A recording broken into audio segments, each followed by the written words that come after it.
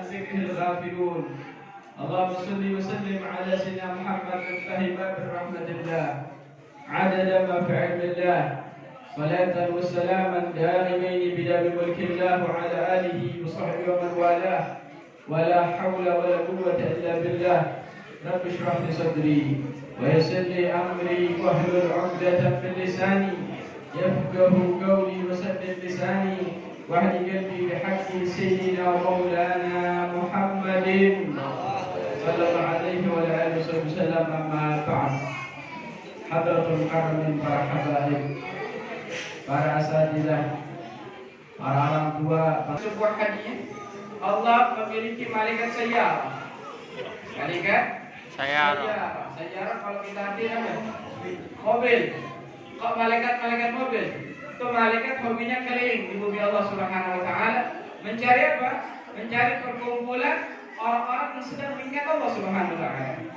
Kalau malaikat sudah temukan tempat seperti ini, dia ikut hadir bersama kita, dia bentangkan sayapnya. Itu malaikat ikut hadir nanti sampai habis. Ngapain? Ngejagain kita dari segala bala yang Allah turunkan. Mereka ikut hadir bersama kita, pas nanti kita pulang, malaikat juga ikut pulang. Kalau bahasa manusianya dia ganti shift.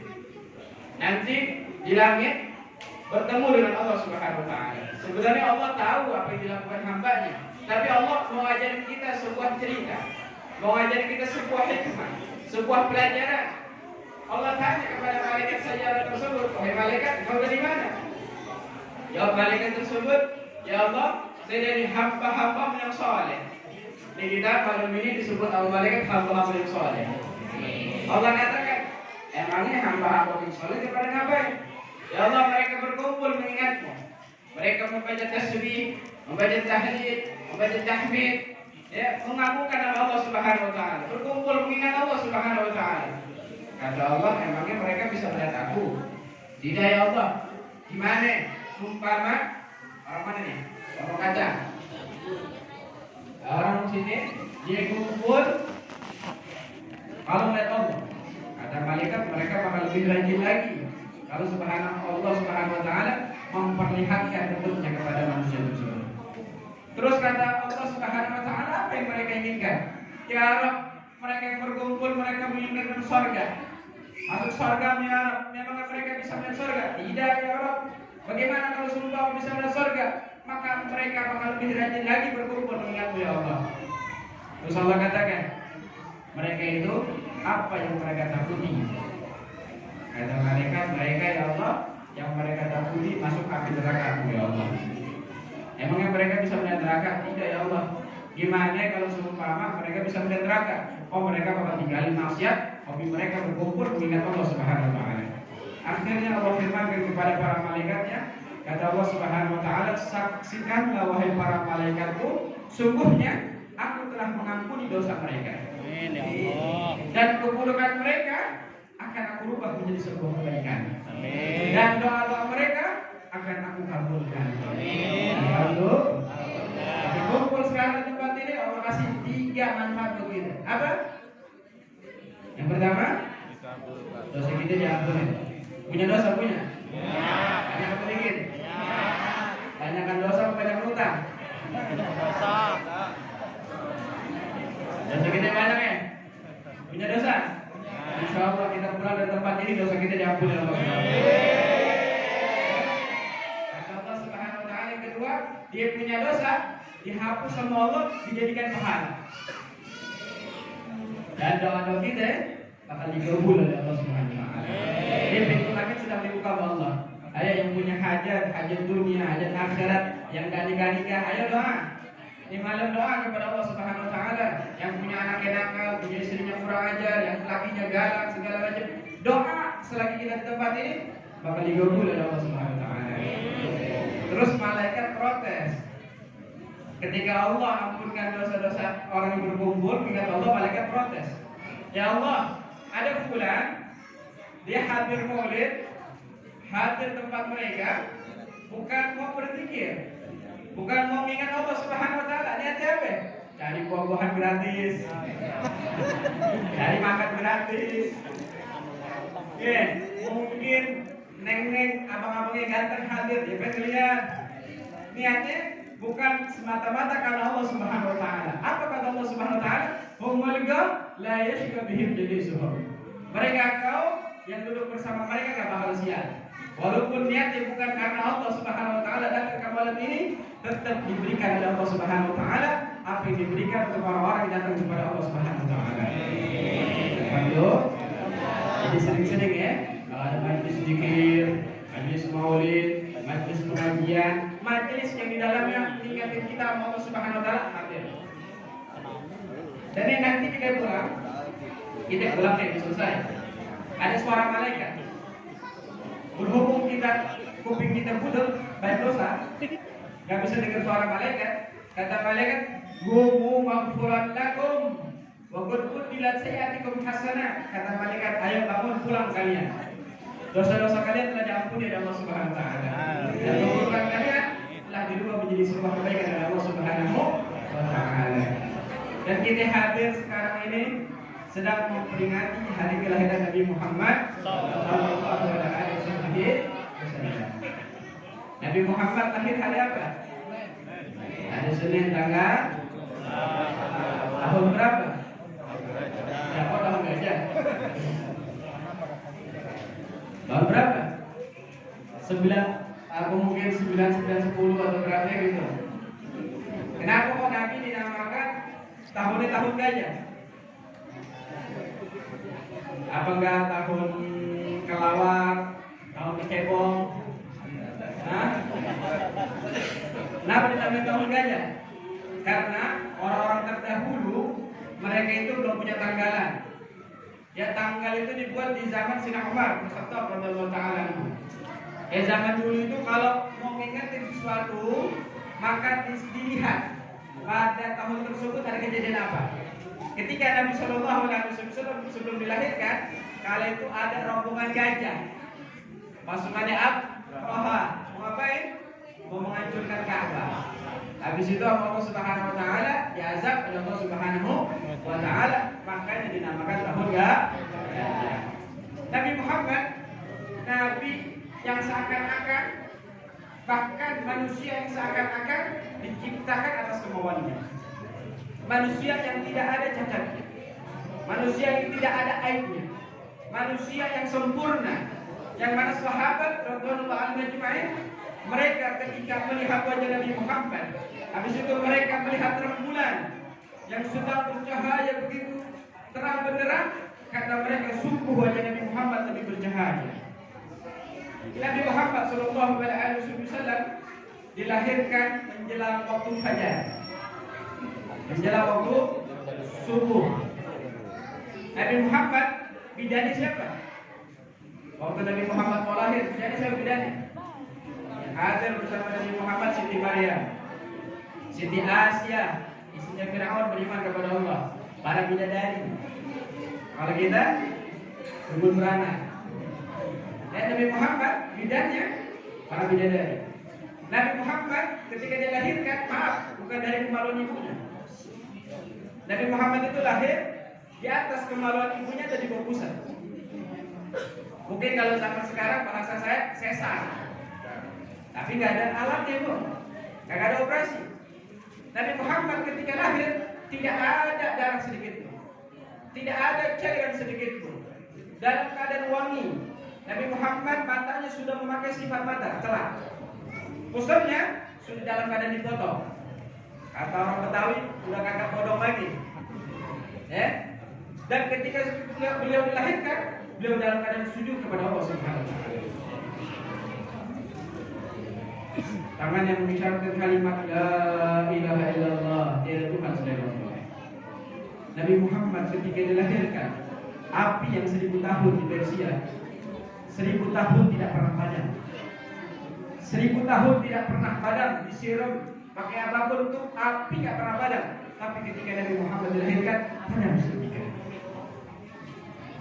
Dan ketika Nabi Muhammad dilahirkan,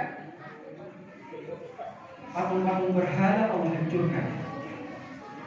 Iblis ketika Nabi Muhammad dilahirkan, mereka nangis jadi-jadinya, berteriak karena takut dengan kasihnya Nabi Muhammad SAW. Ini cerita Nabi kita Nabi Muhammad SAW yang kita banyak tak tahu. Yang kita nggak tahu, yang kita tahu cuma artis, yang pemain sepak bola, pemain dangdut, ya seorang kita cintai, tapi sejarah Nabi Muhammad kita nggak tahu. Wajib kita belajar sejarah Nabi Muhammad Sallallahu Alaihi Wasallam. Tak kenal maka tak sayang. Kalau kita teriak-teriak saya cinta Nabi Muhammad, saya cinta Nabi Muhammad, tapi nggak tahu sejarahnya, bohong. Betul nggak? Umpama Ustaz Hasan demen sama perawan, namanya Tukiem. Tapi Ustaz Hasan nggak tahu cerita si Tukiem. Kira-kira asyik nggak cintanya? Nggak asyik. Masa nggak tahu sejarahnya? Tuh perempuan baik apa enggak? Punya akhlak apa enggak? Anak siapa? Keturunan siapa? Namanya cinta harus tahu. Nabi Muhammad ketika beliau baru lahir, beliau langsung dibawa oleh kakeknya Abdul Muttalib ke dalam Ka'bah. Didoakan oleh Abdul Muttalib dan diberi nama dengan nama Muhammad. Maka ditanya oleh kaumnya, wahai Abdul Muttalib, kenapa kau kasih nama Muhammad? Sedangkan datuk-datukmu gak ada yang namanya Muhammad. Apa kata Abdul Muttalib? Arju minallah kayyuhmad bis sama wa fil ardh. Kata Abdul Muttalib, aku berharap kepada Allah agar ini baik Allah jadikan manusia yang dipuji oleh penduduk langit dan penduduk bumi. Juga pun doanya Abdul Muttalib, Nabi Muhammad SAW dipuji oleh penduduk langit dan bumi. Makanya kita juga kalau punya anak kasih nama yang bagus-bagus, jangan kasih nama yang jelek-jelek. Apalagi orang Betawi zaman dulu lucu-lucu namanya. Ada orang Betawi di sini ada? Orang Betawi zaman dulu namanya Pacul, Pangki, orang Jawa namanya Tukiem, Sarinem. Nah, jelek-jelek namanya. Ayo sekarang punya anak jangan sosok artis-artis deh, jangan sosok barat-barat deh. Kasih nama yang cakep. Muhammad, Ahmad, Hamid, Mahmud, Aminah, Fatimah, Zakia, Sofia, cakep-cakep. Bukan namanya ya Allah nama artis, nama orang kafir. Hati-hati, seorang nanti ini bakal dipanggil dengan namanya. Dan disebutkan dalam hadis, Allah itu malu ketika ingin mengazab seorang hamba yang namanya ada nama Nabi Muhammad SAW. Seumpama terlanjur punya nama jelek, paling enggak tambahin di depannya Muhammad. Walaupun di KTP namanya Sutimin seumpama. Ya udah enggak apa-apa, tambahin Muhammad Sutimin. Di KTP ya Sutimin. Kenapa? Mengambil berkah dengan namanya Nabi Muhammad Sallallahu Alaihi Wasallam. Ada orang dulu kalau ada bayi baru lahir itu langsung dibawa ke Badui, ke pelosok, disusuin sama orang. Kenapa? Karena di Badui itu udaranya lebih segar, bahasa Arabnya lebih fasih. Maka datanglah rombongan dari Badui, salah satunya Siti Halimah Sa'diyah. Ketika mereka datang rombongan dari Badui dari kampung menuju kota Makkah, subhanallah, Siti Halimah Sa'diyah, beliau punya keledainya udah sakit. Jalannya setapak demi setapak. Jalannya lambat banget. Teman-teman dia udah sampai dulu di kota Makkah. Akhirnya bayi-bayi anak orang kaya udah diambilin sama teman-teman Halimah Sa'diyah. Ketika Halimah Sa'diyah sampai di kota Makkah, udah gak ada bayi kecuali bayi Nabi Muhammad SAW. Pas Halimah Sa'diyah tahu bahwa Nabi Muhammad anak yatim, Halimah Sa'diyah bingung. Ini bayi kita bawa pulang apa enggak? Maaf, yang namanya anak yatim, tapi udah gak ada, mungkin bayarannya bakal kurang. Akhirnya dia diskusi sama suaminya. Kata suaminya, udah lu lihat dulu tuh bayi. Coba lihat dulu tuh bayi. Kalau dilihat terserah deh, mau bawa apa enggak. Maka Halimah Sa'diyah memegang Nabi Muhammad. Ketika dipegang oleh Halimah Sa'diyah, Nabi Muhammad tersenyum. Seketika Halimah Sa'diyah jatuh cinta kepada Nabi Muhammad SAW. Akhirnya dibawa oleh Nabi Muhammad SAW. Gak peduli mau dibayar gede, mau dibayar kecil, gak peduli. Akhirnya dibawa oleh Halimah Sa'diyah. Subhanallah, ketika Halimah Sa'diyah menggendong bayi Nabi Muhammad SAW, dia pulai naik keledai dia yang tadi awalnya jalannya setapak, Tapi ketika Nabi Muhammad SAW berada di atas keledai tersebut, keledai tersebut berjalan begitu kencang. Bahkan teman-teman Halimatus Sa'diyah yang sudah sampai di pertengahan jalan tersusul oleh Halimatus Sa'diyah. Kenapa? Berkah Nabi Muhammad SAW. Halimatus Sa'diyah pernah ditanya, wahai Halimatus Sa'diyah, apa yang paling berkesan ketika engkau merawat Nabi Muhammad SAW? Kata Halimatus Sa'diyah, selama aku merawat Nabi Muhammad kurang lebih 4 tahun, rumahku tidak pernah pakai lampu. Rumahnya Halimatus Sa'diyah nggak pernah pakai lampu. Terus pakai apa? Memancar daripada Nabi Muhammad cahaya yang menerangi satu rumah Halimatus Sa'diyah. Sallallahu alaihi Muhammad. Nabi kita nih, Nabi kita punya badan memancar bercahaya. Ya, kita mau hidup sukses, ikutin Nabi Muhammad. Mau jadi ulama, ikutin Nabi Muhammad. Mau romantis sama istri, ikutin Nabi Muhammad. Mau jadi pemimpin, ikutin Nabi Muhammad. Apa aja semua ada dalam diri Nabi Muhammad SAW. Nabi Muhammad itu walaupun seorang nabi, tapi dia romantis sama istrinya. Ya, Nabi Muhammad kalau mau tidur satu selimut berdua. Membaca Al-Quran dulu, membaca doa. Kalau kita gimana tidur sama istri kita? Apa masing-masing? Kadang ibu-ibunya kalau mau tidur dia pakai apa? Mau balsem, mau minyak angin, iya kan? Dia punya daster nasi bolong, betul. Kadang ngapok kete. Jadi suami malas mau tidur. Dia dicium ya Allah deh, balsem dulu badannya. Mau keras sekali lagi, Akhirnya lagi dia tidur di TV. Tapi Nabi Muhammad romantis sama istrinya, tidur pakai seramban, pakai selimut berdua. Bahkan Nabi Muhammad bercanda bersama istrinya. Nabi Muhammad sama Siti Aisyah waktu baru nikah, ya, Nabi Muhammad balap lari. Ada ibu-ibu di sini diajak balap lari sama lakinya ada? Ada nggak? Balap lari 2 kali bahkan dalam sejarah. Nabi Muhammad juga walaupun seorang nabi tetap istrinya pada cemburu. Dia pernah Siti Aisyah lagi baru belajar masak. Ya umurnya kisaran 15-16 tahun. Lagi baru belajar masak. Pas lagi masak dia pengen nyenengin Nabi masak yang enak. Gak lama kemudian datang seorang budak hamba sahaya bawa makanan. Dari mana? Dari istri Nabi yang tua, dari Ummu Salamah. Dan Ummu Salamah terkenal makanan yang enak. Maka ditanya oleh Aisyah, ngapain kamu sini? Saya bawa makanan. Buat siapa? Buat Nabi Muhammad. Kata Aisyah, saya lagi masakin Nabi Muhammad, pulang bawa makanannya. Dia bingung. Di sini diomelin, sana mau diomelin. Akhirnya kata Nabi, udah biarin dia mau masakin dia makanan. Enggak, saya lagi masak di rumah. Akhirnya budaknya bingung, diam aja. Kata Aisyah, pulang bawa makanannya. Gak mau pulang tuh budak. Ada dapat tugas dari tuannya. Ummu Salamah istri Nabi Muhammad juga. Akhirnya wadah makanan tersebut diambil oleh Aisyah, dibanting di hadapan Nabi Muhammad SAW. Nabi Muhammad cuma senyum aja. Nabi Muhammad ketawa-tawa sedikit. Kenapa? Nabi Muhammad bininya banyak, awalnya diam. Istri kalau lagi ngoceh ngomong kayak tawon, diam aja Pak. Tinggal kabur. Biarin dia ngoceh udah biarin aja. Tapi kalau dia udah agak reda, ke toko emas. Cincin satu dia hilang orangnya. Jadi Nabi Muhammad pun ada bercandanya sama istri. Nabi Muhammad ada dicemburutin juga sama istrinya. Itu Nabi kita Nabi Muhammad Sallallahu Alaihi Wasallam. Ini Nabi Muhammad sangat cinta sama anak kecil, sangat sayang sama anak kecil. Nabi Muhammad sering main sama anak kecil. Kalau Nabi Muhammad pulang dari berpergian, Nabi Muhammad melihat anak kecil sedang bermain, Nabi Muhammad bermain bersama mereka. Kadang sama Nabi dihalang-halangin. Mau kemana lu kalau bahasa kitanya? Mau kemana? Anak kecil tersebut ketika dihalangi di halaman Nabi Muhammad, mereka berlari memeluk Nabi Muhammad SAW. Maka Nabi Muhammad pun dipeluk.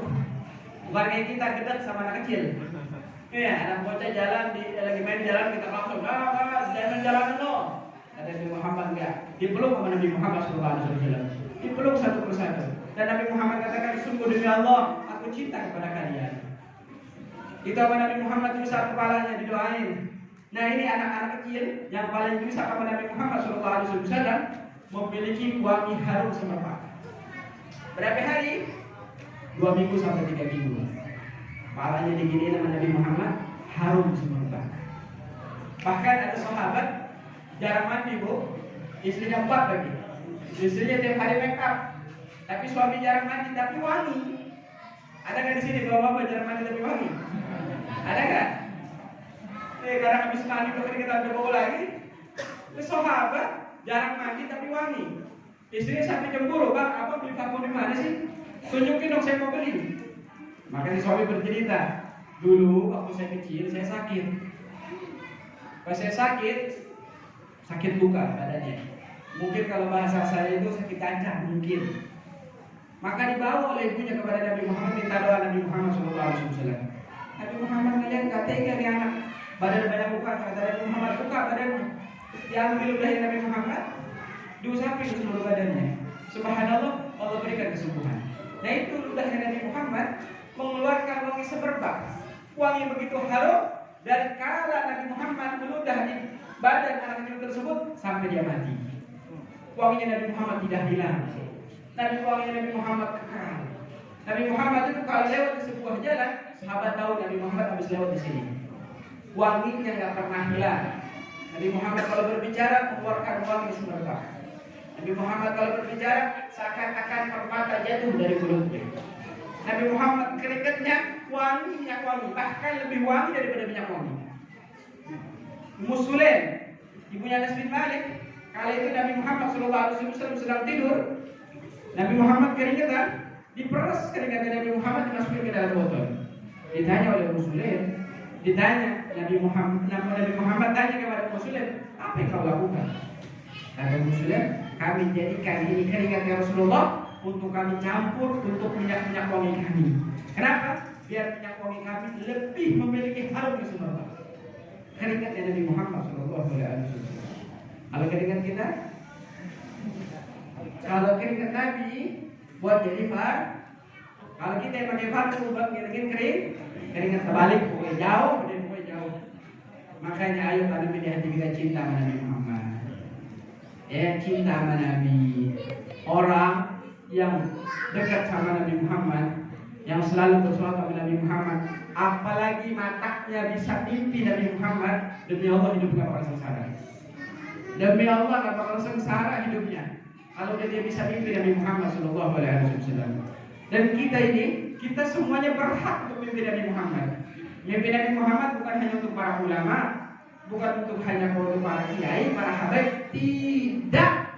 Mimpi Nabi Muhammad, dekat dengan Nabi Muhammad untuk semua umatnya yang mau mendekatkan diri kepada Nabi Muhammad Sallallahu Alaihi Wasallam.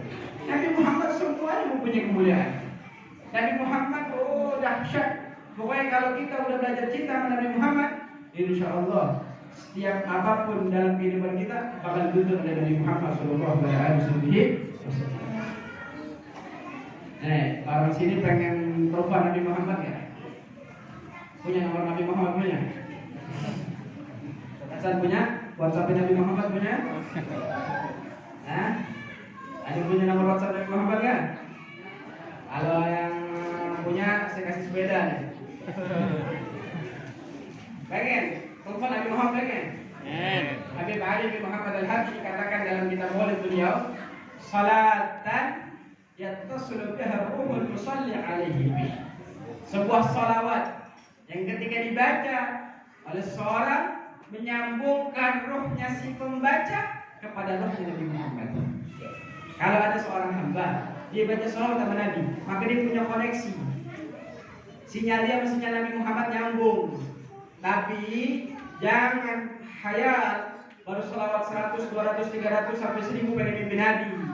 Ini yang ngantri ribuan orang, jutaan orang. Para ulama berkata, kalau pengen mimpi Nabi Muhammad, setiap hari harus baca salawat paling sedikitnya 15.000 kali. Paling sedikit. Paling banyak ya, insya Allah 25.000 kali udah bisa mimpi Nabi Muhammad SAW. Ayo, belajar sedikit sedikit. 100, 200, 300, 1000, 2000, insya Allah hidup kita bakal tenang. Rezeki bakal diberkahi Allah Subhanahu wa Ta'ala. Guru saya berkata, guru saya dapat cerita dari seorang wali Allah. Ini seorang wali mimpi Nabi Muhammad SAW. Seorang wali ini berkata, ya Rasulullah, ini bagaimana ini corona kami hilang-hilang ya Rasulullah. Maka kata Nabi Muhammad, kalau umat pengen diselamatkan dari musibah, dari bala, dari corona, maka perbanyaklah salawat kepada Nabi Muhammad SAW. Itu pesan Nabi Muhammad SAW. Ente terus baca sejarah Nabi Muhammad, lambat laun ente bakal cinta, ente bakal asyik. Ya, Nabi Muhammad itu sayang sama kita, Bu. Nabi Muhammad sayang banget. Nabi Muhammad selalu mikirin kita. Kalau kita nggak pernah mikirin Nabi Muhammad SAW. Ini Masya Allah nih, para panitia masih ingat sama Nabi, mudah-mudahan ingat oleh Nabi Muhammad SAW. Ya, kita ini selalu ingat sama Nabi. Dari Nabi hidup sampai Nabi meninggal, beda alam sama kita, Nabi masih ingat sama kita. Bahkan dua keadaan yang Nabi SAW sangat perhatian kepada kita. Dalam keadaan penting, Nabi Muhammad SAW kala itu ingin dicabut ruhnya oleh Israel. Malaikat Israel datang kepada Nabi Muhammad SAW, ya Rasulullah, kalau engkau izinkan untuk aku mencabut ruhmu, maka akan aku cabut. Kalau enggak, saya balik lagi. Apa kata Nabi Muhammad? Barrafiqul ala, barrafiqul ala, saya mau meninggal aja. Saya pengen ketemu Allah Subhanahu wa Ta'ala. Lantas Israel mencabut ruhnya Nabi Muhammad dengan sangat lembut, dengan sangat pelan, dengan sangat kasih sayang. Ketika dicabut ruhnya Nabi Muhammad merasakan sakit. Sungguh sakitnya. Sungguh sakitnya. Sungguh sakitnya. Nabi Muhammad dicabut merasakan sakit. Kata Israel, ya Rasulullah, ini sudah paling pelan yang saya cabut. Tidak ada manusia, tidak ada makhluk yang aku cabut selembut ini ya Rasulullah. Nabi merasakan sakit. Jibril alaihissalam ketika melihat Nabi Muhammad SAW, Jibril memalingkan wajahnya sampai Nabi Muhammad berkata, ya Jibril, apakah kau jijik melihat wajahku? Tidak ya Rasulullah, aku tidak tega melihat kekasih Allah sedang merasakan sakit. Nabi Muhammad katakan, Jibril, menghadaplah kepada Allah Subhanahu wa Ta'ala, mintalah kepada Allah agar setengah rasa sakit yang akan dialami oleh umatku, biar aku yang menanggungnya. Nabi dalam keadaan sakit dulu. Kita kalau dalam keadaan susah, bisa nggak nolongin orang? Boro-boro buat kita ini susah banget. Tapi Nabi Muhammad dalam keadaan sakit yang sungguh luar biasa, masih mikirin kita umatnya, bahkan memohon kepada Allah. Setengah rasa sakit umat Nabi Muhammad ditanggung oleh Nabi Muhammad SAW. Sallu ala Nabi Muhammad. Sallu ala Nabi Muhammad. Sallu ala Nabi Muhammad. Mudah-mudahan Allah tanamkan di hati kita cinta kepada Nabi Muhammad. Allah bersihkan hati kita. Allah bersihkan hati kita, Allah sucikan hati kita sehingga kita bisa mencinta Nabi Muhammad SAW. Dan yang terakhir, Nabi Muhammad masih mikirin kita. Nanti di kita semuanya berkumpul. Dari zaman Nabi Adam sampai zaman yang terakhir nanti berkumpul di padang mahsyar, berkumpul semuanya, mereka berkeringat karena matahari begitu pendek, sedang di padang mahsyar. Mereka keringetan, bahkan ada yang tenggelam dengan keringat sendiri. Pokoknya yang dosa banyak bakal tenggelam, yang dosa sedikit kagak bakal. Tergantung dosanya yang dia miliki ketika hidup di dunia. Umat kalang kabut datang ke sana ke sini minta pertolongan. Gak ada yang berani memberikan pertolongan kala itu karena Allah lagi marah besar. Datang kepada Nabi Adam, wahai Nabi Adam, berikan kami pertolongan. Kata Nabi Adam, nafsi saya nggak bisa. Saya pernah punya dosa sendiri-sendiri aja deh. Datang ke Nabi lainnya, Nabi Nuh, Nabi Idris, Nabi Saleh, Nabi Hud, Nabi Musa, sampai Nabi Isa alaihissalam nggak ada yang mampu memberikan pertolongan. Maka umat kita nih, umat Nabi Muhammad datang kepada Nabi Muhammad SAW. Ya Rasulullah, beri kami pertolongan. Apakah sama jawaban Nabi seperti Nabi-Nabi yang lain? Apa kata Nabi Muhammad? Ana laha, ana laha, ana laha. Saya akan memintakannya kepada Allah Subhanahu wa Ta'ala. Lantas Nabi Muhammad bergegas menuju Masya Allah. Nabi Muhammad bersujud kepada Allah, memohon kepada Allah, berdoa kepada Allah agar umatnya diberi pertolongan. Ketika Nabi Muhammad sedang bersujud, Allah katakan, ya Muhammad irfa ra'sak, sal tu'ta ishfa tushaffa. Kata Allah Subhanahu wa taala, ya Muhammad, angkat kepalamu. Sal tu'ta, mintalah maka akan diberi permintaanmu. Ishfa tushaffa, berilah syafaat maka akan diterima syafaatmu. Nabi Muhammad izinkan memberikan syafaat. Lantas Nabi Muhammad membuka pintu surganya Allah Subhanahu wa taala, dipersilahkan kita umatnya masuk satu persatu. Mudah-mudahan kita golongan yang pertama masuk surga. Amin. Nabi Muhammad diam di depan pintu, suruh masuk umatnya satu persatu, yang di neraka ditolong-tolongin, suruh pada masuk surga. Surga itu ya 2/3 itu milik kita umat Nabi Muhammad. 1/3 dibagi-bagi sama umat yang lain. Nabi Muhammad persilahkan satu persatu umat yang neraka dicabut-cabutin supaya masuk surga. Nabi Muhammad gak bakal masuk surga kecuali setelah umatnya masuk. Sampai cinta Nabi Muhammad, perhatian kita kepada Nabi Muhammad, ketika melihat umatnya sudah penuh dalam surga, Nabi Muhammad belum yakin. Nabi Muhammad tanya kepada malaikat Malik, penjaga neraka, wahai Malik, masih ada nggak umat saya yang tersisa? Kata Malik, beres, ya Rasulullah, rapi, udah habis semuanya. Nabi nggak percaya, Bu. Nabi masuk ke dalam neraka seketika menjadi terang benderang. Neraka dan tempatnya gelap, bau. Api neraka yang begitu panas seketika menjadi adem, ada AC-nya. Subhanallah, ada satu orang di lift. Ya Rasulullah, tolongin saya Rasulullah. Akhirnya Nabi Muhammad tolongin dimasukin ke surga. Mudah-mudahan itu bukan kita yang terakhir. Dan habis itu Nabi Muhammad masuk dalam surga dan kita dalam keadaan nikmat. Mudah-mudahan kita dibawa dari Nabi Muhammad. Amin. Nabi Muhammad perhatian sama kita dua. Ketika beliau lagi cabut ruh, ketika umat-umat lain yang takut gak dapat pertolongan dari Nabi mereka, kita ditolong sama Nabi Muhammad SAW. Ayo, kalau kita mau tolong Nabi Muhammad, kalau kita mau perhatian sama Nabi Muhammad, ayo pada ngaji. Ayo tegakkan ini agama Nabi Muhammad. Ayo amar ma'ruf nahi munkar. Ayo perhatikan bapak-bapak, istri-istri kita, mereka pada pakai kerudung enggak? Jangan ngaji dong pakai kerudung. Anak-anak kita, perawat kita keluar pada pakai kerudung enggak? Mereka gimana pergaulannya, pada pacaran apa enggak? Anak laki-laki kita gimana, mereka pada nyekek botol apa enggak? Perhatikan mereka. Karena kita ini pemimpin, dan setiap pemimpin bakal diminta pertanggungjawaban dari Allah Subhanahu wa taala. Ya mudah-mudahan yang sedikit ini bisa bermanfaat untuk saya dan untuk kaum muslimin dan muslimat. Yang terpenting